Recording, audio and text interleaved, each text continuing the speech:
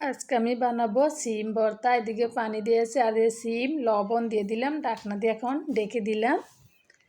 এই যে আমার সিমটা একদম সিদ্ধ হয়ে গেছে গা, পানিটা একদম শুকায় গেছে গা, দেখছেন। এখন নামায় নিব।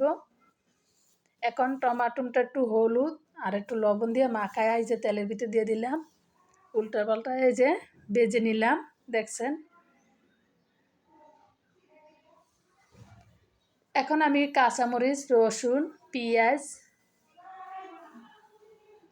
ধনিয়া পাতা কুচি এখন আমি ভালো করে ভেজে নিব। আমি কিন্তু হাতে মাখায় ভর্তাটা বানাবো, খেতে কিন্তু অনেক ভালো লাগে সিম ভর্তা। এখন এই যে আমি টালা মরিচের গুঁড়া দিয়ে দিলাম আর দিয়ে দিলাম লবণ। এখন আমি সবগুলা মাখায় নিব।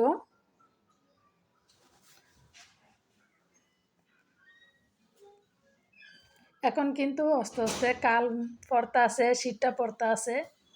যে কোনো ভর্তা খেতে কিন্তু অসাধারণ, আর অনেক বিভিন্ন ধরনের সবজি পাইবেন।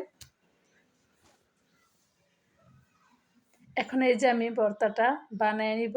গরম, প্রচুর গরম, দেখছেনই তো, সবাই নামায় আনলাম। এখন এই যে আমি আস্তে আস্তে এগুলা বানাবো। গরম ভাতের সাথে এরকম যদি সিম ভর্তা হয়, মজার মজার ভর্তা হয় গরম ভাতের সাথে, খেতে কিন্তু অসাধারণ। প্লিজ আপুরা ভাইয়েরা যাই যেখান থেকে আমাদের রেসিপি ভিডিওগুলো দেখেন, সবাই বেশি বেশি করে সাবস্ক্রাইব করবেন, লাইক দিবেন, শেয়ার করবেন, কমেন্ট করে জানাবেন, বেশি বেশি ভিডিওটা শেয়ার করবেন। প্লিজ আপুরা সবাই ভিডিওটা একটা লাইক দিবেন।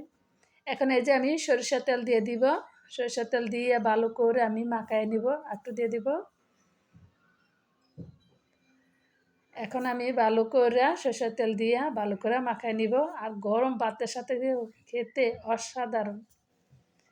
আমাদের আজকের রেসিপিটা কেমন লাগছে প্লিজ সবাই বেশি বেশি করে লাইক দিবেন, কমেন্ট করে জানাবেন। সিম ভর্তা।